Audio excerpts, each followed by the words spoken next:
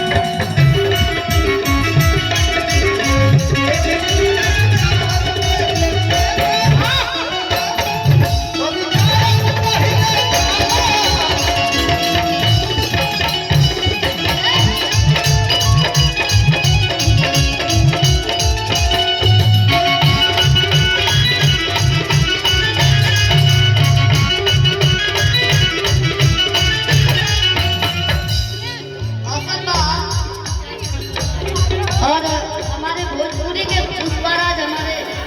अखिलेश बाबा है एक बार आ जाइए उसका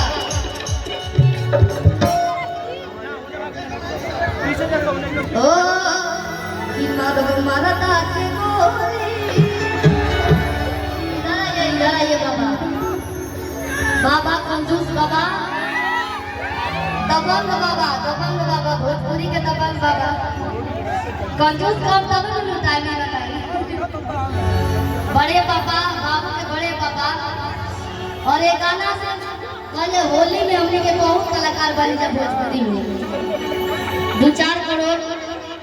कहे में बड़ा आसान लेकिन बहुत पैसा होला 2-4 करोड़ है कम से कम हमने के 50